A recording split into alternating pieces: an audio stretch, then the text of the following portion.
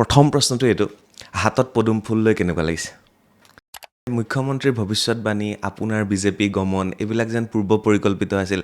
আপুনি যে এইমাত্ৰ ক'লে, আৰু বহুতে ছ'চিয়েল মিডিয়াত কৈ আছে যে দুজনেই আছিল মানে বিজেপিৰ এজেণ্ট, এজন প্ৰদ্যুৎ বৰদলৈ, আনজন আছিল ভূপেন বৰা, কাৰণ এওঁলোকেই গোটেই খবৰবোৰ দি আছিল মুখ্যমন্ত্ৰীক।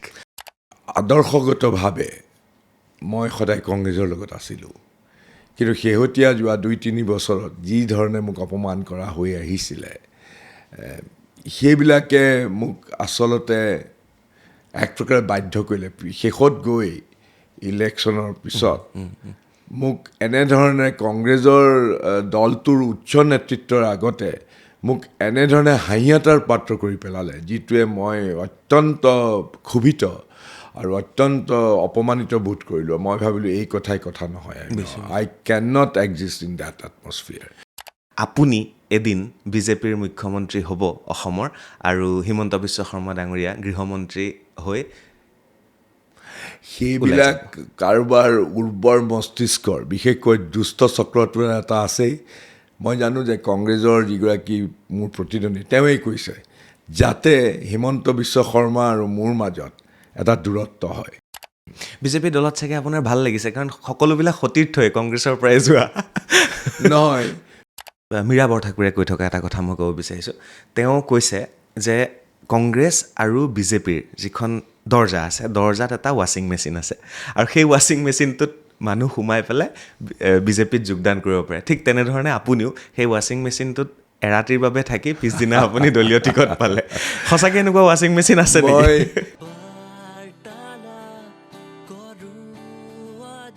নমস্কাৰ, মই চক্ৰপাণি পৰাশৰ, চাবলৈ আৰম্ভ কৰিছে বাৰ্তালাপ। কোন আহিছে পৰিচয় দিয়াৰ কোনো প্ৰয়োজন নাই, প্ৰদ্যুৎ বৰদলৈ ডাঙৰীয়া। নমস্কাৰ জনাইছোঁ আকৌ এবাৰ আপোনাক। বিশেষকৈ এই অফিচটোলৈ আপোনাৰ এয়া দ্বিতীয় আগমন, আৰু ইয়াৰ পূৰ্বে মই আপোনাৰ লগত আজি খুচৰি আছিলোঁ অনুষ্ঠান, প্ৰায় আমি 6টা ইণ্টাৰভিউ কৰিছোঁ। আজিৰ সৈতে এইটো 6 নম্বৰ ইণ্টাৰভিউ।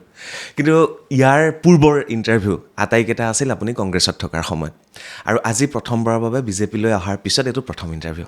গতিকে মই পুৰণা বস্তু খুচৰি নাথাকোঁ, সেইবিলাক অতীত হিচাপে যাওক, নতুন কথা পাতিবলৈ আমি চেষ্টা কৰিম। মোৰ প্ৰথম প্ৰশ্নটো এইটো ডাঙৰীয়া, কংগ্ৰেছত থাকোঁতে 3বাৰ মন্ত্ৰী, 4বাৰ বিধায়ক, 2বাৰ সাংসদ, এতিয়া প্ৰথম প্ৰশ্নটো এইটো, হাতত পদুম ফুল লৈ কেনেকুৱা লাগিছে?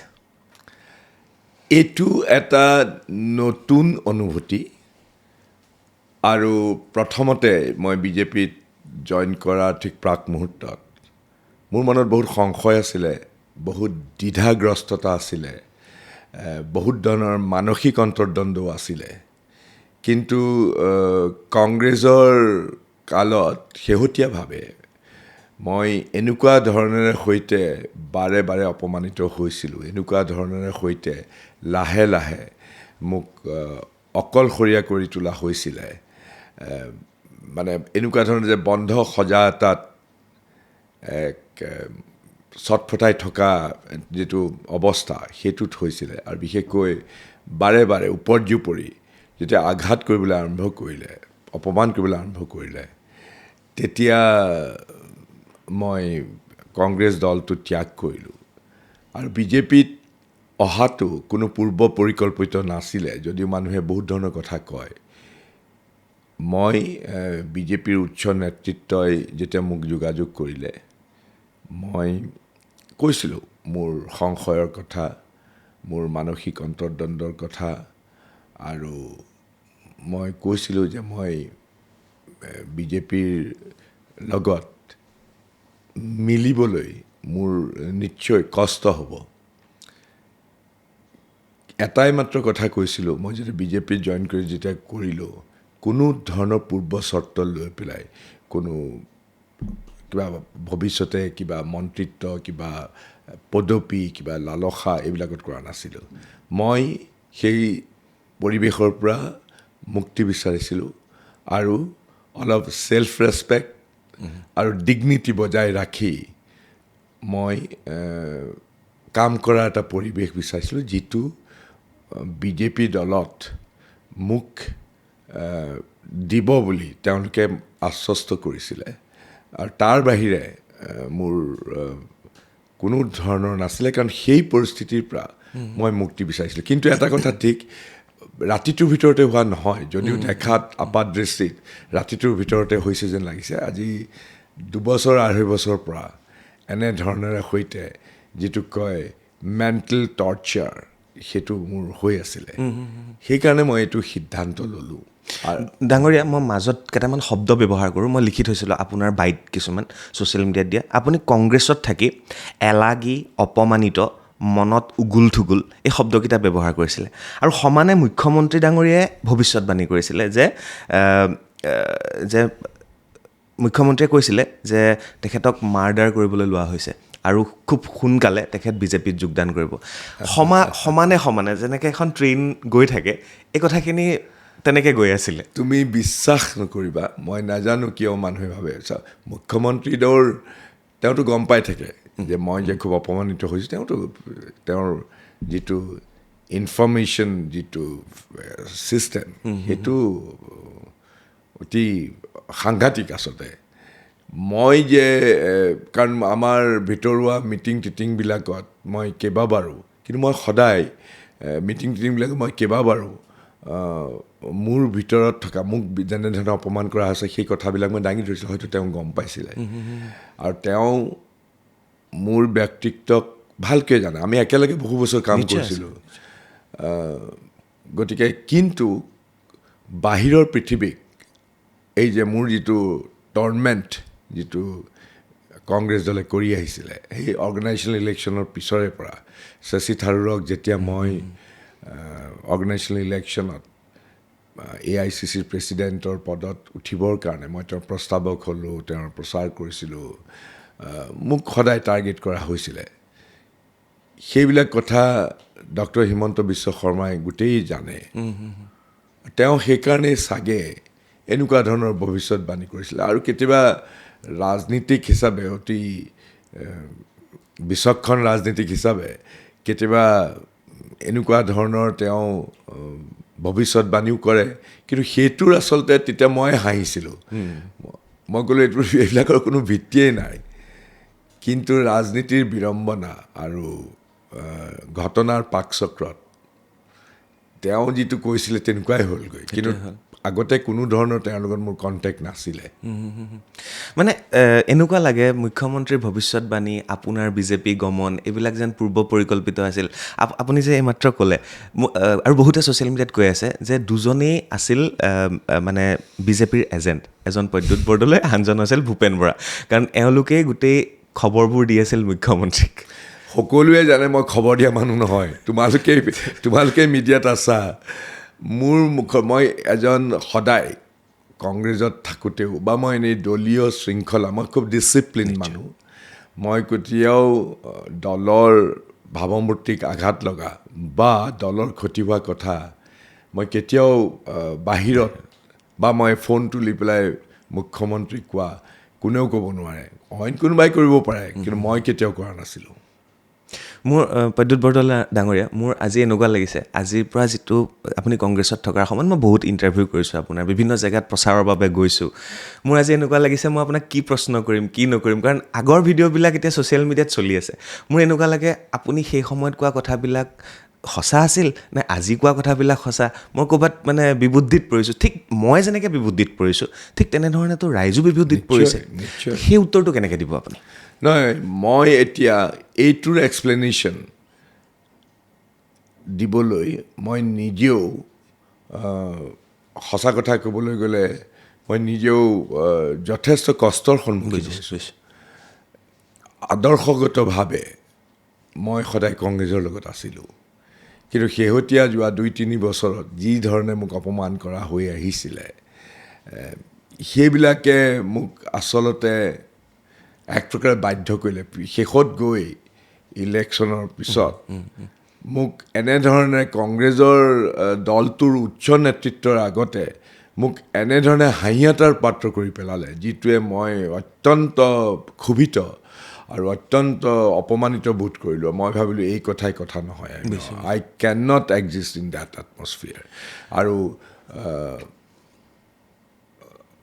সেইকাৰণে একেদিনাই, আৰু তুমি নিশ্চয় জানিবা যে মোৰ দ্বিতীয়টো কাৰ্যকাল সাংসদ হিচাপে 3.5 বছৰ বাকী 3.5 বছৰ কাল মোৰ হাতত এতিয়াও আছিলে মই সকলো ককৰ্থনা গঞ্জনা অপমান সহ্য কৰি ছাতি ফুটি থাকি মই 3.5 বছৰ বহাল তবিয়তত অন্তত MP হিচাপে সকলো প্ৰিভিলেজ লৈ পেলাই সকলো ধৰণে মই কটাই দিব পাৰিলোহেঁতেন কিন্তু মই নিজকে তিলকে নিঃশেষ কৰি দিলোহেঁতেন মই নিজে তিলকে নিঃশেষ হোৱাটো মই কেতিয়াও বিচৰা নাছিলোঁ সেয়েহে শেষত গৈ এনেকুৱা ধৰণৰ সাংঘাতিক অপমান কৰিলে আনকি কোনো মই সেলফ ডিফেন্স কৰিবৰ কাৰণেও মোৰ কোনো ধৰণৰ উপায় নাছিলে কাৰণ উচ্চ যিখন আমাৰ চেণ্ট্ৰেল ইলেকশ্যন কমিটিৰ বৈঠক দিল্লীত হৈছিলে য'ত কংগ্ৰেছৰ আটাইতকৈ উচ্চ নেতৃত্ব আছিলে মল্লিকাৰ্জুন খাৰ্গে ডাঙৰীয়াই সেই সভাখনত সভাপতিত্ব কৰিছিলে লগত আছিলে শ্ৰী ৰাহুল গান্ধী ডাঙৰীয়া লগত আছিলে শ্ৰীমতী প্ৰিয়ংকা গান্ধী লগত আছিলে KC Venugopal general secretary organisation লগত আছিলে জিতেন্দ্ৰ সিং লগত আছিলে উচ্চ নেতৃত্ব আৰু তেতিয়া ইমৰান মাছুদ নামৰ এজন UPৰ সাংসদ তেওঁ যি ধৰে মানে তেওঁতো স্ক্ৰিনিং কমিটিৰ মেম্বাৰ আছিলে তেওঁ দিল্লীয়ে পঠিয়াইছিলে অসমত তেওঁ এই মুছলমান অধ্যুষিত এলেকাবিলাকত বেছিকেলি তেওঁ কাম কৰিছিলে আৰু যিজন ক্ৰিমিনেল অপৰাধী MLAৰ বিৰুদ্ধে মই কৈছিলোঁ যে এই অপৰাধী MLAজনে এনেধৰণে কৈছে যে এটা নেক্সাছ আছে তুমি জানা চাগে আজিকালি বাহিৰৰ জগতত বেংক ফ্ৰডছ চাইবাৰ ক্ৰাইম এইবিলাকৰ স্নায়ু কেন্দ্ৰ হৈ পৰিছে মোৰ আগৰ নগাঁও সমষ্টিৰ কেইটামান এলেকা আৰু তাত এনেধৰণে এটা নেক্সাছ থাকে চাইবাৰ ক্ৰাইম নেক্সাছ সেইবিলাক কথা যেতিয়া জামতাৰা টাইপ হৈ গৈছে মোৰ মানে এই লাহৰীঘাট সমষ্টিত এতিয়া যিটো লোক আছে যিটো সমষ্টিৰ MLAজনৰ বিৰুদ্ধে মই ক'লোঁ সেই নেক্সাছটো এওঁলোকে চলাই থাকে আৰু মই এইবিলাক কথা ক'লোঁ যে এই তেনেকুৱা MLA যাৰ ক্ৰিমিনেল নেক্সাছ আছে যাৰ এই গোটেই চাইবাৰ ক্ৰাইমৰ লগত বা বেলেগ ধৰণেৰে সৈতে যিটো নেক্সাছ থাকে আৰু আটাইতকৈ ডাঙৰ কথা মোৰ ওপৰত যিটো প্ৰাণঘাতী আক্ৰমণ যিজন ব্যক্তিয়ে কৰিলে যিজনক পুলিচে সকলো ধৰণৰ ট্ৰেকিং কৰি তেওঁ কনফেছ কৰিলে আসিফ নাজাৰ হ'ল MLAজন এজন যিজনে মোক আক্ৰমণ কৰালেখন আসিফ নাজাৰৰ একেবাৰে ভাতঘৰৰ মানে সোঁহাতৰ তেওঁৰ নাম হ'ল ইমদাদুল ইছলাম তেওঁ কেইবাবাৰ জেল লৈ গৈছে তেওঁ বিভিন্ন অভিযোগত সেইজনে যেতিয়া মোৰ ওপৰত আক্ৰমণটো কৰালে পুলিচৰ আগত তেওঁ কনফেছন কৰিছে তেওঁৰ বিৰুদ্ধে চাৰ্জশ্বিট দিলে পুলিচে সেই সকলো কথা দাঙি ধৰা স্বত্তেও ইমৰান মাছুদে সেই মিটিংখনত মই নাই কেৱল গৌৰৱ গগৈ আছে মিটিঙত মোক এনেকুৱা ধৰণৰ কৰি পেলালে চা মই এজন ছিনিয়ৰ মানুহ আৰু মই যেতিয়া কথা এটা কৈছোঁ প্ৰমাণ তথ্যভিত্তিক মোক এনেকুৱা কৰিলে যে মই তেওঁ হিন্দীত এষাৰ কথা কৈছে এই বকৱাজ হয় তাৰমানে মই মনে সজা ফলছ ফেব্ৰিকেটেড কথা কৈ পেলাই মই কেৱল সেই MLAজনক টিকেট নিদিয়াবৰ কাৰণে এনেধৰণৰ মনে সজা হেৰি কৰিছোঁ আৰু মোক কোনেও ডিফেণ্ড কৰা নাই অথচ তেওঁলোকে সকলো জানে গৌৰৱ গগৈক সকলো তথ্য পাতি দিয়া হৈছিলে জিতেন্দ্ৰ সিঙক সকলো তথ্য পাতি দিয়া হৈছিলে প্ৰিয়ংকা গান্ধীক সকলো তথ্য পাতি দিয়া হৈছিলে কিন্তু কোনেও মাতষাৰ নামাতিলে আৰু মই সেই মিটিঙত নাই মই যেতিয়া গোটেই কথাবিলাক ভাৰবেটিম গম পালোঁ মই ভাবোঁ ইয়াতকৈ ডাঙৰ অপমান কি হ'ব পাৰে 16 বছৰ বয়সতে কংগ্ৰেছ দলত যোগদান কৰিছোঁ হয় কংগ্ৰেছ দলে মোক বহুত দিছে কোনো সন্দেহেই নাই কিন্তু শেষত গৈ এনেধৰণে আৰু গৌৰৱ গগৈ প্ৰদেশ কংগ্ৰেছৰ সভাপতি তাত তেওঁ আছে তেওঁতো এষাৰ কথা ক'ব পাৰিলে যে নহয় এইটো কোৱাৰ এটা যুক্তি আছে ঠিক আছে তেওঁ সেই MLAজনক বিচাৰে মই নিবিচাৰোঁ আকৌ টিকেট দিয়াটো মই মানি ল'লোঁ কিন্তু তেওঁতো জানে যে পুলিচে চাৰ্জশ্বিট দিছে পুলিচে MLAজন এনে মই সকলো তথ্য পাতি দিছোঁ তেওঁতো ক'ব পাৰিলেহেঁতেন যে নহয় সেইটো এটা হেৰি আছে কিবা এটা আছে এষাৰ মাত নেমাতিলে নীৰৱে মানে সকলো নীৰৱে আছে অথচ ইমৰান মাছুদজনে অনৰ্গল মোৰ বিৰুদ্ধে কৈ আছে মই অমুক মই তমুক মই সম্পূৰ্ণ মিছা মানে এনেকুৱা মিছলীয়া এনেকুৱা ধৰণৰ তেওঁ প্ৰতিষ্ঠা কৰিলে মোক যি ধৰণে অপমান কৰিলে আৰু সকলোৱে মোৰ দিপীয়া শুনি আছে যেন মই মানে এটা মূৰ্খ মই এটা অতি স্বাৰ্থপৰ আৰু মই মানে কেৱল সেই এজনৰ বিৰুদ্ধে মই কৈছোঁ মনে সজা অভিযোগ দিছোঁ সেই বস্তুতে মোক মৰ্মান্তিক আঘাত দিলে মই বোলো এই কথা নহয় কংগ্ৰেছত জ্যেষ্ঠ নেতাক অসন্মান কৰাটো আজিৰ কথা নহয় মুখ্যমন্ত্ৰীও আগতে কৈ থৈছিলে যে ৰাহুল গান্ধীৰ ওচৰত কি হৈছিল তেখেতৰ বিস্কুট আৰু কুকুৰৰ কাহিনীটোৰ পৰা আৰম্ভ কৰি তো এইটো এতিয়াও চলি আছে ডাঙৰীয়া ইয়াত চোৱা মোৰ গোটেই মোক যিটো প্ৰণালীগতভাৱে মোক যিটো একাষৰীয়া কৰা হৈছিলে সেইটোৰ পটভূমি বেলেগ কংগ্ৰেছৰ আভ্যন্তৰীণ যিটো নিৰ্বাচন সেই নিৰ্বাচন 2022 চনত হ'ল কথা হ'ল মানে ৰাহুল গান্ধী আগতে সভাপতি আছিলে ৰাহুল গান্ধীয়ে 19ৰ পিছত যেতিয়া কংগ্ৰেছ দল চাৰিফালে হাৰিলে তেওঁ পদত্যাগ কৰিলে সভাপতিৰ পৰা তেতিয়া এটা ওলমি আছিলে কোনো স্থায়ী সভাপতি নাছিলে তেতিয়া কংগ্ৰেছৰ অৰ্গেনাইজেশ্যনেল ইলেকশ্যন হোৱাৰ কথা হ'লে তেতিয়া কংগ্ৰেছৰ এটা শক্তিশালী চক্ৰই ক'লে যে নহয় সৰ্বসন্মতিৰ ক্ৰমে এজনক পাতি দিব লাগে তেতিয়া আমাৰ সংসদৰ আমি 5জন MP ডাক্তৰ শশী থাৰুৰ মই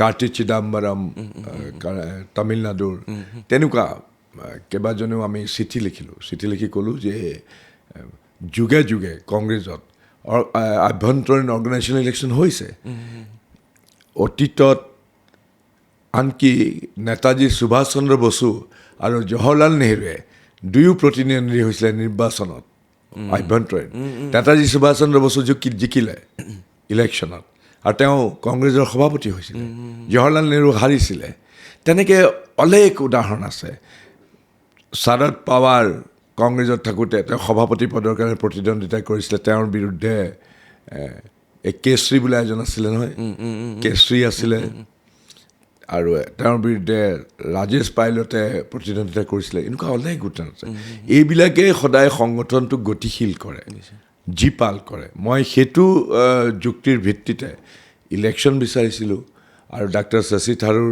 মোৰ বন্ধু মানুহ একেলগে আমি MP আছিলোঁ তেওঁ যেতিয়া ক'লে যে তেওঁ প্ৰতিদ্বন্দ্বিতা কৰিব মই ডাক্তৰ শশী থাৰুৰৰ লগত সম্পূৰ্ণৰূপে মই তেওঁৰ প্ৰপ'জাৰ আছিলোঁ তেওঁৰ লগত গোটেই কেম্পেইনিঙৰ মই মানে গোটেই বিশেষকৈ নৰ্থ ইষ্টৰ গোটেইখন ৰাজ্যত মই তেওঁৰ হৈ প্ৰচাৰ চলাইছিলোঁ আৰু বহুত ভোট আচলতে এইটো অভূতপূৰ্ব যে অৰ্গেনাইজেশ্যনেল ইলেকশ্যনত শশী থাৰুৰে প্ৰায় 1200ৰ ওচৰা-ওচৰি ভোট পাইছিলে বহুত ভোট পাইছিলে এটা কথাও ঠিক মল্লিকাৰ্জুন খাৰ্গে ডাঙৰীয়া বহুত বেছি ভোট পালে শশী থাৰুতকৈ আৰু মল্লিকাৰ্জুন খাৰ্গে ডাঙৰীয়া প্ৰেচিডেণ্ট হ'ল কিন্তু মল্লিকাৰ্জুন খাৰ্গে ডাঙৰীয়া কিন্তু বহল অন্তৰ তেওঁ মোৰ বিৰুদ্ধে কেতিয়াও হেৰি কৰা নাই কিন্তু এই যে দ্বিতীয় পৰ্যায়ৰ কিছুমান আছে নহয় KC বেণুগোপাল মই নামেই কৈ দিছোঁ জেনেৰেল ছেক্ৰেটাৰী অৰ্গেনাইজেশ্যন মোক প্ৰতিটো পদক্ষেপতে এলাগি কৰি আছে আনকি পাৰ্লিয়ামেণ্টত মই সাংসদ হিচাপে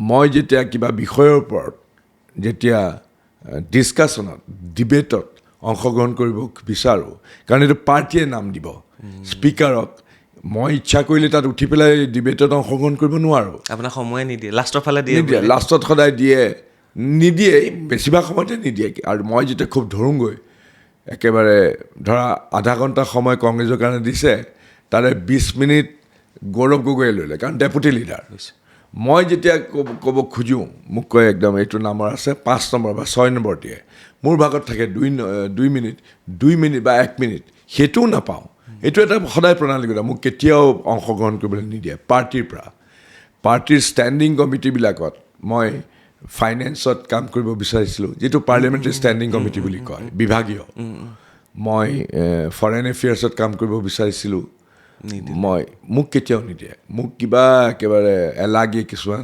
ডিপাৰ্টমেণ্টেল ষ্টেগি কথাতে দিয়ে কাৰণটো কি আছিলে এইটো এটা ভয় শংকা এইজন মানুহে শশী থাৰুৰক উঠাই দিছিলে এইজন মানুহে ফেমিলিৰ এগেইনষ্টে কাম কৰিছিলে এইজন মানুহ কংগ্ৰেছৰ লয়েল নহয় এনেকুৱা ধৰণৰ বস্তু সদায় মানে কিন্তু এটা কথাও ঠিক যে অকল মল্লিকাৰ্জুন খাৰ্গে নহয় সোনিয়া গান্ধী ডাঙৰীয়ানীয়ে মোক মৰম কৰিছে, তেওঁ মোক সৰুৰ পৰা পাইছে নহয়, মই গতিকে তেওঁ মোক কেতিয়াও বৈষম্য কৰা নাই। কিন্তু বাকীসকলৰ মানে বিশেষকৈ কে.চি. বেণুগোপাল নামৰ যিজন, তেওঁ বহু বছৰ ধৰি সংগঠনৰ আমাৰ কংগ্ৰেছ, আমাৰ মানে নহয় এতিয়াতো নহয় আৰু কংগ্ৰেছৰ জেনেৰেল ছেক্ৰেটাৰী, এনিৱে সেই সিদ্ধান্ত মই ল'লোঁ।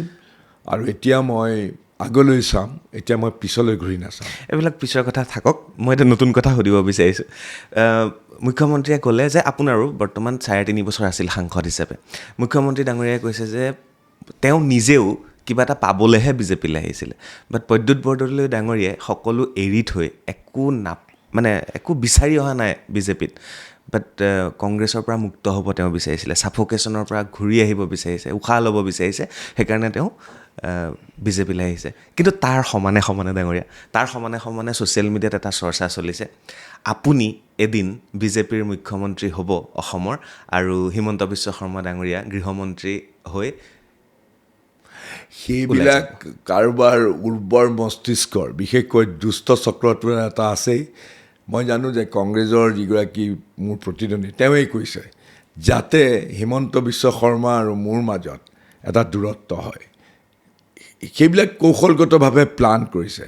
মই কোনো পূৰ্ব চৰ্ত লৈ পেলাই মই বিজেপি দলত যোগদান কৰা নাই, মই একদম স্পষ্ট কৰি দিছোঁ। মই কেৱল এটাই কৈছিলোঁ যে আত্মসন্মান বজাই ৰাখি, কাৰণ মই ভাবোঁ মই একেবাৰে বহি দিব লাগিব আৰু ঘৰৰ ভিতৰতে বহি ভেজিটেবল হৈ যাব লাগিব, নহয় মই এট মিনিংফুল ৱেত মই কাম কৰি যাম।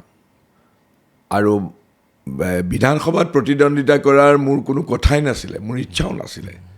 বিজেপি দলৰ নেতৃত্বই মোক ক'লে দিছপুৰত, মই গ্ৰহণ কৰিলোঁ। আৰু এতিয়া মোৰ বিজেপি, মই সঁচাকৈ সৌভাগ্যৱান যে বিজেপি দলৰ যিটো পৰিয়াল, তেওঁলোকে মোক খুব আন্তৰিকতাৰে গ্ৰহণ কৰিছে, আৰু ময়ো আন্তৰিকতাৰে, কাৰণ মই সদায় দলীয় নিয়ম শৃংখলা মানি চলা লোক, আগতেও আছিলোঁ, এতিয়াও থাকিম। বিজেপি দলত চাগে আপোনাৰ ভাল লাগিছে, কাৰণ সকলোবিলাক সতীৰ্থই কংগ্ৰেছৰ পৰাই যোৱা। নহয়, বিজেপি দলৰ ভালেমান লোকক মই আগতে লগ পোৱা নাছিলোঁ, কিন্তু তেওঁলোকে মোক পৰিয়াল হিচাপে লৈছে, আৰু মই ভাবোঁ যে মই এজন ভাল ছাত্ৰ, গতিকে গোটেইবিলাক শিকি লৈছোঁ, ৰীতি নীতি সংস্কাৰ, মই সুখী। কিন্তু বিজেপি দলত যদি আপুনি যোগদান কৰিলে, যিটো ছ'চিয়েল মিডিয়াত চৰ্চা চলি আছে, আপুনি এদিন মুখ্যমন্ত্ৰী হ'ব লাগে, বা সেইটো আপুনি হ'ব পাৰে, কাৰণ আপোনাৰ সেই যোগ্যতা আছে আৰু সেইখিনি অভিজ্ঞতা আপোনাৰ আছে। যদি সেইটো হয়, আপুনি সেইবিলাক কথা মই কল্পনাই কৰা, মই কৈছোঁৱেই যে মই মুখ্যমন্ত্ৰী হ'বৰ কাৰণে কংগ্ৰেছতো মই কেতিয়াও ৰাতি টোপনি ক্ষতি কৰা নাই, আৰু বিজেপিতো প্ৰশ্নই নুঠে। মই কেৱল এটা সঁচা কথা ক'বলৈ গ'লে এক ধৰণৰ ৰাজনৈতিক সংস্থাপন, কাৰণ মই তাত এৰি আহিবলৈ বাধ্য, গতিকে ৰাজনৈতিক সংস্থাপন, কিন্তু সংস্থাপনটো লওঁতেও মই এইটো কথাই কৈছোঁ, মোক যাতে ড'ৰমেট হিচাপে ব্যৱহাৰ কৰা নহয়। গম পাইছোঁ, সেইটোৱে। অ'কে। আৰু এটা মীৰা বৰঠাকুৰে কৈ থকা এটা কথা মই ক'ব বিচাৰিছোঁ। তেওঁ কৈছে যে কংগ্ৰেছ আৰু বিজেপিৰ যিখন দৰ্জা আছে, দৰ্জাত এটা ৱাশ্বিং মেচিন আছে, আৰু সেই ৱাশ্বিং মেচিনটোত মানুহ সোমাই পেলাই বিজেপিত যোগদান কৰিব পাৰে। ঠিক তেনেধৰণে আপুনিও সেই ৱাশ্বিং মেচিনটোত এৰাতিৰ বাবে থাকি পিছদিনা আপুনি দলীয় টিকট পালে। সঁচাকৈ এনেকুৱা ৱাশ্বিং মেচিন আছে নেকি? মই তেখেতেতো মোৰ বিষয়ে বহুত ধৰণৰ কুৎসা ৰচনা কৰিছে, ব্যক্তিগতভাৱেও আক্ৰমণ কৰিছে। মোৰ ভদ্ৰমহিলাৰ প্ৰতি ভাল ধাৰণাই আছে, কাৰণ কংগ্ৰেছত সোমোৱাত তেওঁ 2বাৰ বিজেপি দলত এৰি গৈ পেলাই 2বাৰ বিজেপি দলত যোগদান কৰিছে। তাৰ আগত তেওঁ লালু প্ৰসাদ যাদৱৰ RJDত কাম কৰিছিলে তেওঁ। তাৰপিছতে তেওঁ বেলেগ কিবা এটা ৰাজনৈতিক সংস্থাত কাম কৰিছিলে, অজিত ভূঞাদেৱৰ লগত আছিলে। তাৰপিছত তেওঁ আহিলে, আৰু মইতো সদায় তেওঁক সন্মানেই কৰোঁ, আৰু তেওঁৰ প্ৰতি মোৰ অফুৰন্ত শুভকামনা আছে। তেওঁ বিভিন্ন ধৰণৰ কথা কৈছে, মই কেৱল এটা কথাই কৈছোঁ যে শেষ সিদ্ধান্ত ৰাইজেহে ল'ব, গতিকে মানুহ অলপ বিনয়ী হোৱাটো দৰকাৰ। পৰহি এটা দৃশ্য ভাল লাগিলে, জয়ন্ত দাস ডাঙৰীয়াও আপুনি বহা চকীখনতে বহি মোক ইণ্টাৰভিউ দি থৈ গ'ল। আপুনি তেওঁৰ বাবে অপেক্ষা কৰি আছিলে আৰু দুয়োজনে আলিংগন কৰিছে। আচলতে এই যিটো ভিডিঅ', এই ভিডিঅ'টো সমগ্ৰ অসমত চৰ্চা লাভ কৰিছে আৰু বহুতে লিখিছে যে ৰাজনীতি এনেকুৱা হ'ব লাগে, ভিতৰি দলত কি আছে পিছৰ কথা, কিন্তু আমি মানুহ হয়, আৰু আপুনিও সেইটোৱে কৈছে। সেই বস্তুটোৱে আপোনাক আচলতে এইটো ৰাজনৈতিক এটা দিছপুৰ সমষ্টিত এইটো এটা ৰাজনৈতিক মানে কেমেৰাৰ ওচৰত সেইটো মুঠেই নহয়, এইটো এটা কাকতালীয়। মই বৰসজাই বিহু সন্মিলন হ'ব, তাত তেওঁলোকৰ কাৰ্যালয়টো মুকলি কৰিবৰ বাবে আৰু জুবিন গাৰ্গৰ প্ৰতি শ্ৰদ্ধাঞ্জলি তৰ্পণ কৰিবৰ বাবে এটা অনুষ্ঠান কৰিছিলে। মোক তেওঁলোকে মাতিছিলে, মই গৈ পেলাই সেইটো মুকলি কৰি সাংবাদিকৰ লগত কথা পাতোঁতে ইফালৰ পৰা দেখিছোঁ জয়ন্ত দাস ডাঙৰীয়া আহিছে। মই নাজানো যে তেওঁ আহিব বুলি। মই তেতিয়া তেওঁক ক'লোঁ, মই আগবাঢ়ি গ'লোঁ তেওঁক, কাৰণ সেইখিনি শিষ্টাচাৰ মোৰ সদায় আছে। আৰু মই সেইটো কথা কৈছোঁ যে আমিতো মানুহ, আমি অসমীয়া, আমাৰ নিজৰ মাজতে মতবিৰোধ হ'ব পাৰে, কিন্তু মনৰ বিৰোধ হ'ব নালাগে। মনটো যদি আমাৰ একেধৰণৰ নহয়, তেতিয়াহ'লে আমাৰ অসমীয়াত্বক আমি কেনেধৰণে ৰক্ষণাবেক্ষণ দিম? মই সেইটো কথাই কৈছিলোঁ। নিশ্চয়। এইবাৰ আহিলোঁ ডাঙৰীয়া দিছপুৰ সমষ্টিটোৰ বিষয়ে। এটা উল্লেখনীয় সমষ্টি, দিছপুৰ সমষ্টি বুলি ক'লেই এটা অৰাটো বেলেগ হয়। দিছপুৰ সমষ্টিৰ পৰা বহুতে টিকট বিচাৰিছিল আৰু বহুতে টিকটৰ পৰা বঞ্চিত হ'ল। বিজেপিত থকা মানুহে আকৌ নতুন দল খুলিলে, ঠিক এনেদৰে জয়ন্ত দাস হওক, বহুতৰ। অৱশেষত গৈ আপুনি টিকট পালে আৰু মোৰ বিশ্বাস আপুনি জিকিও আহিব পাৰে। ইয়াৰ পিছত কি হ'ব, কি পৰিকল্পনা দিছপুৰ সমষ্টিৰ বাবে আপোনাৰ? মই বিজেপি দলে যোৱাকালি 31টা সংকল্প সম্বলিত এক ঘোষণা পত্ৰ জাৰি কৰিলে। ভাৰতৰ বিত্তমন্ত্ৰীগৰাকী নিৰ্মলা সীতাৰমণ আৰু ডক্টৰ হিমন্ত বিশ্ব শৰ্মা, আপোনাৰ বান্ধৱী, একেলগে পঢ়িছিল যে নিৰ্মলা সীতাৰমণ আৰু মই জৱাহৰলাল নেহৰু ইউনিভাৰ্চিটিত একেলগে পঢ়িছিলোঁ। নিশ্চয়। মোৰ লগত ভালটো হ'বই আৰু একেলগে সহপাঠী। ৰাজনীতিত কোন ক'ত কি থাকে সেইটো দিগদাৰ, সেইটো কোৱা দিগদাৰ। যিয়ে নহওক লাগিলে, যিটো 31টা সংকল্প যিটো কৰিছে, তাৰ পটভূমিতে মই নিজাববীয়াভাৱে দিছপুৰ সম্পৰ্কে মোৰ এটা দৃষ্টি পৰিসৰ, মানে ভিজন, ইতিমধ্যেই মই দিছপুৰ সমষ্টিৰ ক'ত কেনেকুৱা ধৰণৰ সমস্যা আছে, এইখনৰ সম্ভাৱনীয়তা কি, দিছপুৰ সমষ্টি বহুত সম্ভাৱনীয়তা আছে। সেই সম্ভাৱনীয়তাক এটা ভৱিষ্যমুখী দৃষ্টিভংগীৰে সৈতে লৈ যাবৰ কাৰণে মই এটা ভিজন প্লেন কৰিছোঁ। তাত মই ভালেমান বস্তু সন্নিৱিষ্ট কৰিছোঁ। এইটো কোনোবা দাঁত ভঙা শব্দৰে সৈতে কিবা আলংকাৰিক বস্তু নহয়, এইটোৱেই হ'ব মোৰ পদপথ, ভৱিষ্যমুখী পদপথ। আৰু মই দিছপুৰ সমষ্টিৰ এজন দায়িত্বশীল জনপ্ৰতিনিধি হিচাপে এই পদপথ অনুযায়ী মই ভৱিষ্যতলৈ দিছপুৰ সমষ্টিক সজাই পৰাই বাসোপযোগী, বাসযোগ্য, পৰিৱেশধৰ্মী আৰু আধুনিক জগতৰ লগত খাপ খোৱা, বিশেষকৈ সাধাৰণ মানুহৰ জীৱনৰ উত্তৰণৰ ক্ষেত্ৰত মই দিছপুৰ সমষ্টিটোক সজাই পৰাই ল'বৰ কাৰণে মই চেষ্টা কৰিম। আৰু এই গোটেই মোৰ ভিজন প্লেনত দিছপুৰ সমষ্টিৰ বিষয়ে এইবিলাক কথা মই সন্নিৱিষ্ট কৰিছোঁ। ডাঙৰীয়া, মাৰ্ঘেৰিটা সমষ্টি, নগাঁও, এইবাৰ দিছপুৰ, এই যিটো ভোটাৰৰ যিটো মানে ব্যক্তিত্ব বুলি কৈছোঁ মই, ব্যক্তিত্ব বুলি ক'লে অলপ ভুল হ'ব, ভোটাৰৰ যিটো মানসিকতা, মাৰ্ঘেৰিটা সমষ্টিৰ ভোটাৰ পৃথক, নগাঁও সমষ্টিৰ ভোটাৰ পৃথক, দিছপুৰ সমষ্টিৰ ভোটাৰ হৈছে অভিজ্ঞ, আধ্যবন্ত আৰু তেওঁলোক খুব গুণী জ্ঞানী। তো আপোনাৰ এইসকল ব্যক্তিৰ প্ৰতি, এইসকল ব্যক্তিৰ ওচৰ কেনেকৈ চাপিছে, কেনেকৈ তেওঁলোকক মানে আকৃষ্ট কৰিব বুলি ভাবিছে? প্ৰথম কথা হ'ল, কোনো ক্ষেত্ৰতে মাৰ্ঘেৰিটাই হওক, নগাঁও হওক বা দিছপুৰ হওক, এই চলাহী কথাৰে সৈতে কিবা মানুহক খন্তেক সময়ৰ কাৰণে ফুচুলাই পেলাই কোনেও ইলেকশ্যন জিকিব নোৱাৰে। আন্তৰিকতা থাকিব লাগিব। আৰু মই ভাবোঁ আজিৰ যুগৰ ভোটাৰে এই যিজন তেওঁলোকৰ প্ৰাৰ্থী হ'ব, তেওঁৰ ৰাজহুৱা সমস্যা বা সংবেদনশীলতা আছে নাই সেইটো তেওঁলোকে বিচাৰ কৰে হয় প্ৰফাইলবিলাক বেলেগ বেলেগ মাৰ্ঘেৰিটাত বেলেগ আছিলে ইণ্ডাষ্ট্ৰিয়েল মাৰ্ঘেৰিটাও ইণ্ডাষ্ট্ৰিয়েল এৰিয়া আছিলে নগাঁও বেলেগ আছিলে দিছপুৰ বেলেগ কিন্তু দিছপুৰ সমগ্ৰ অসমৰ বিভিন্ন প্ৰান্তৰ পৰা অহা লোকৰ অসমৰ সমূহীয়া আশা আকাংক্ষাৰ যেন এক মূৰ্তমান ৰূপ নিশ্চয় আৰু বিশেষকৈ আমাৰ যিটো যুৱ প্ৰজন্মই দিছপুৰ মানে গুৱাহাটীয়ে বুলি ধৰিছোঁ মই তেওঁলোকৰ ভৱিষ্যমুখী যিটো ব্যক্তিত্ব বিকাশৰ তেওঁলোকৰ যিটো অভিলাষ সপোন তাৰ স্প্ৰিং বোৰ্ড হিচাপে দিছপুৰক বা গুৱাহাটীক ব্যৱহাৰ কৰিছে অকল অসমেই নহয় উত্তৰ পূৰ্বাঞ্চলৰো যুৱ প্ৰজন্ম ইয়াত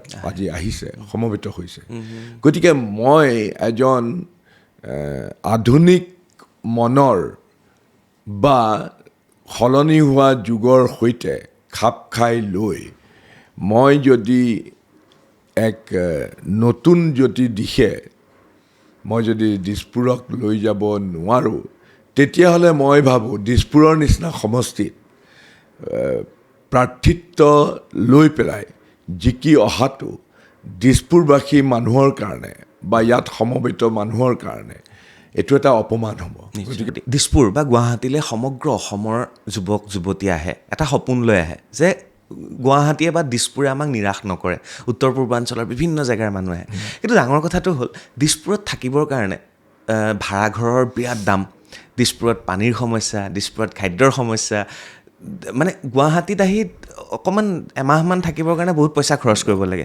এনেকুৱা কিবা এটা আপোনাৰ ব্যৱস্থা কৰিব নেকি যিটো দিছপুৰত উত্তৰ পূৰ্বাঞ্চলৰ ল'ৰা ছোৱালী আহি একেবাৰে নিম্নতম কিবা এটা মাননি দি পেলাই তেওঁলোকে অন্ততঃ জবৰ কাৰণে তেওঁলোকে অপেক্ষা কৰিব পাৰে চোৱা দিছপুৰৰ যদিও বাহিৰৰ মানুহে ভাবে যে দিছপুৰ বৰ চকচকীয়া কাৰণে নতুন এছেম্বলি বিল্ডিং দেখিছে ৰাস্তাৰ কিনাৰতে মিনিষ্টাৰ কলনীৰ সেই ধুনীয়া ঘৰবিলাক বা জনতা ভৱন বা ফ্লাইঅভাৰ চাৰিওফালে পাৰ্কছ বা তোমাৰ ব্ৰহ্মপুত্ৰৰ পাৰৰ সৌন্দৰ্য বৰ্ধন কিন্তু সেয়াই দিছপুৰ নহয় দিছপুৰৰ 16টা ৱাৰ্ড আছে 2.5 লাখ ভোটাৰ আছে 272টা পলিং বুথ আছে প্ৰত্যেকটো ৱাৰ্ডৰে বেলেগ বেলেগ সমস্যা আছে এই সমস্যাবিলাক খোৱা পানীৰ সমস্যা আছে মাটিৰ পট্টাৰ বেছিভাগ মানুহৰে মাটিৰ পট্টা নাই মানে মই এই পাহাৰীয়া জেগাবিলাকত যিবিলাকত আছে মানুহ আৰু হাতীৰ সংঘাতপূৰ্ণ এলেকা আছে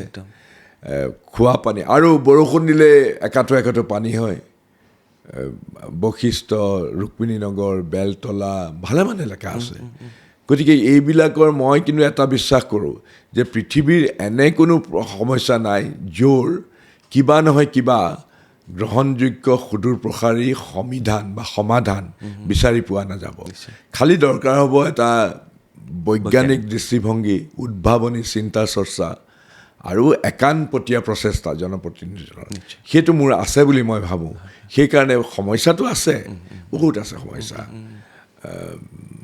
সেইবিলাক আন্তৰিকতাৰ সৈতে আৰু এই সমস্যাবিলাক সমাধান কৰিবৰ কাৰণে ৰাজনৈতিক সদিচ্ছা লাগিব চৰকাৰখনৰ সেইকাৰণে মই যদি আজি জনপ্ৰতিনিধি হিচাপে দিছপুৰ সমষ্টিত এনেকুৱা সমস্যা সমাধান কৰিবৰ বাবে যদি কিবা প্ৰচেষ্টা লওঁ কাৰিকৰীভাৱে ৰিপৰ্ট প্ৰস্তুত কৰোঁ সেইটো ৰূপায়ণ কৰিবৰ কাৰণে মোৰ দলৰ চৰকাৰ এখন দিছপুৰত থকাটো দৰকাৰ হ'ব কাৰণ কেনেবাকৈ যদি ধৰা মই কথাটো কৈছোঁ ধৰা উদাহৰণ হিচাপে মই বিজেপি দলৰ মই কোনো ধৰণৰ সংকীৰ্ণ ৰাজনৈতিক উদ্দেশ্যৰে নহয় মই দিছপুৰক বা গুৱাহাটীৰ যিটো সমস্যা আছে সেইবিলাক তাৰ এটা সমাধান চাইণ্টিফিক সলিউশ্যন কৰিবৰ কাৰণে মই ধৰা এটা এম্বিচিয়াছ কিবা এটা প্ৰজেক্ট ৰিপৰ্ট কৰিলোঁ সেইটোক ৰূপায়ণ কৰিবৰ কাৰণে মুখ্যমন্ত্ৰীজনৰ সদিচ্ছা লাগিব নহ'লে তুমি পইচা পাতি ক'ত পাবা নহ'লে তুমি এইবিলাক ৰূপায়ণ এইবিলাক মাত্ৰ গালু বালু খোলা কৰি সেইকাৰণেই আজিৰ দিনটোত মই জনপ্ৰতিনিধি হিচাপে দিছপুৰত জিকি অহাৰ লগে লগে যেতিয়া মই আন্তৰিকতাৰ এই সমস্যাবিলাক টেকেল কৰিবলৈ চেষ্টা কৰিম তেতিয়া মোৰ দলৰ চৰকাৰ দিছপুৰত থকাটো বাঞ্ছনীয় আৰু ডক্টৰ হিমন্ত বিশ্ব শৰ্মাৰ দৰে অফুৰন্ত কৰ্মস্পৃহা আৰু সৃজনীমূলক চিন্তা চৰ্চাৰে ভৰপূৰ এজন ব্যক্তি মুখ্যমন্ত্ৰীৰ গাদীত থকাটো অতি দৰকাৰ। সেইকাৰণে ডক্টৰ হিমন্ত বিশ্ব শৰ্মাক মই দিছপুৰত আকৌ মুখ্যমন্ত্ৰী হিচাপে বিচাৰিছোঁ। বিজেপিটো কয় যে মুখ্যমন্ত্ৰী ডাঙৰীয়াই সৰ্বেসৰ্বা, তেওঁৰ হাতৰ পৰা যদি পইচা উলিয়াবলগীয়া হয় তেওঁৱে নিৰ্দেশনা দিব লাগিব, বিভাগসমূহ তেওঁৰ আণ্ডাৰতে থাকে। আকৌ যদি বিজেপিত আপোনাৰ একেই অৱস্থা হয়? মুখ্যমন্ত্ৰীজন সঁচা কথা ক'বলৈ গ'লে বয়সত তেওঁ মোতকৈ কেইবছৰমান সৰু, কিন্তু অতি বিচক্ষণ আৰু তেওঁৰ কৰ্মস্পৃহা উদ্যম, কাৰণ মই বহু বছৰ পাইছোঁ। তেওঁৰ এই গোটেই উদ্যম কৰ্মস্পৃহা অসমৰ স্বাৰ্থৰ কাৰণে ব্যৱহৃত হ'লে অসম নিঃসন্দেহে ভাৰতৰ ভিতৰত আটাইতকৈ অগ্ৰণী আৰু ডেভেলপড ষ্টেট হিচাপে পৰিগণিত হ'ব, এই বিষয়ে মোৰ কোনো সন্দেহ নাই। এটা ইণ্টাৰেষ্টিং প্ৰশ্ন, যেতিয়া বান্ধৱীক কোৱা হয় যে মোক পইচা লাগে, হাত খুলি বান্ধৱীয়ে উলিয়াই দিয়ে পইচা। আপোনাৰ বান্ধৱী নিৰ্মলা সীতাৰমণ, তো বান্ধৱীৰ পৰা কেতিয়াবা এনেধৰণে পইচা উন্নয়নৰ বাবে অসমলৈ দিছপুৰলৈ আহিবনে কেতিয়াবা? এনেই অভাৱতে পইচা খুজিলে কেতিয়াও নিদিয়ে। তেওঁ মানে অতি একা চেকা মানুহ, বুজি পাইছে, মই চিনি পাওঁ, ষ্ট্ৰেইট ফৰৱাৰ্ড। আৰু কিন্তু যদি সঁচাকৈ তাৰ এটা যদি প্ৰণালীগত যে যুক্তিপূৰ্ণ যদি ব্যৱস্থা বা ৰিপৰ্ট যদি হয়, তেওঁ দিব। নিশ্চয় নিশ্চয়। জালুকবাৰী সমষ্টি ডাঙৰ নে দিছপুৰ সমষ্টি ডাঙৰ? জালুকবাৰী সমষ্টিটো মুখ্যমন্ত্ৰীৰ সমষ্টি, তেওঁ ৰেকৰ্ড কৰি পেলাই আকৌ জিকি আহিব। দিছপুৰ সমষ্টিও ডাঙৰ, দিছপুৰ এটা বৰ, কাৰণ ক্ষমতা আৰু গোটেই অসমৰ প্ৰশাসনৰ অভিকেন্দ্ৰ হ'ল দিছপুৰ, সকলোৰে দৃষ্টি নিবদ্ধ থাকে দিছপুৰত, গতিকে দিছপুৰো বহুত সন্মানজনক সমষ্টি। নিশ্চয়। শেষ পৰ্যায়লৈ আহিছোঁ, আপোনাৰো প্ৰচাৰত ব্যস্ত হৈ আছে আৰু আমিও নেতাৰ লগত দৌৰি ফুৰিছোঁ। কেইজনমান ব্যক্তিৰ সেই আগৰ যেনেকৈ আছিলে, কেইজনমান ব্যক্তিৰ নাম ক'ম, 2-3 শব্দত আপুনি ৰিপ্লাইটো দিব, হয়তো এবাৰ চেঞ্জ হ'ব চাগে। মুখ্যমন্ত্ৰী হিমন্ত বিশ্ব শৰ্মা এজন, মই কৈছোঁৱে, অফুৰন্ত কৰ্মস্পৃহাৰ উদ্যমৰ জ্বলন্ত উদাহৰণ। গৌৰৱ গগৈ, তেওঁৰ মেধা আছে, কিন্তু শিকিব লগা বহুত আছে, আৰু he should be a team man, he is not a team man. Sarbananda Sonowal, ভাল মানুহ, ধাৰ্মিক মানুহ,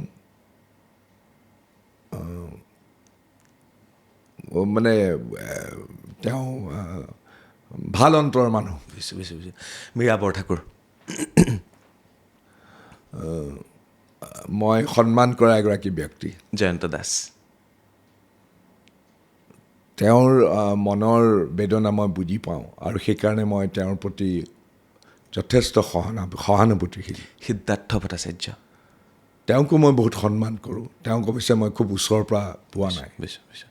ভূপেন বৰা ডাঙৰীয়া, শক্তিশালী এজন নেতা। পীযুষ হাজৰিকা, মই যিখিনি দেখিছোঁ তেওঁ বিভাগীয় কাম চাম কৰাত বৰ পাৰদৰ্শী। জয়ন্ত মল্ল বৰুৱা, তেওঁ পাৰদৰ্শী এজন মিনিষ্টাৰ। অখিল গগৈ, অখিল গগৈ সম্পৰ্কে মোৰ ৰিজাৰ্ভেশ্যন আছে, কাৰণ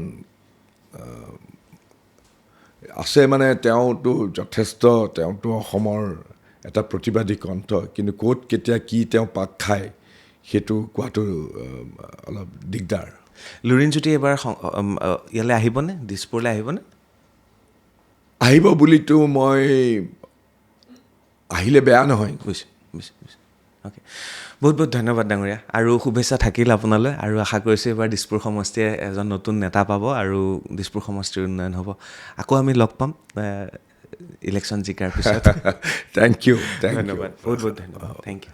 এয়া আছিল প্ৰদ্যুৎ বৰদলৈ ডাঙৰীয়া, আৰু হয়তো তেখেতৰ লগত এয়া মোৰ 6টো ইণ্টাৰভিউ, আৰু বিজেপিলৈ অহাৰ পিছত এইটো তেখেতৰ প্ৰথম ইণ্টাৰভিউ, আৰু মই আশা কৰিছোঁ যে তেওঁ কোৱা কথাবোৰে আৰু তেওঁৰ যি ক্ষোভ আছিল কংগ্ৰেছত থাকি সেইখিনি দূৰ হ'ব, আৰু দিছপুৰৰ পৰা তেওঁ জয়যুক্ত হৈ ঘূৰি আহিব। বহুত বহুত ধন্যবাদ।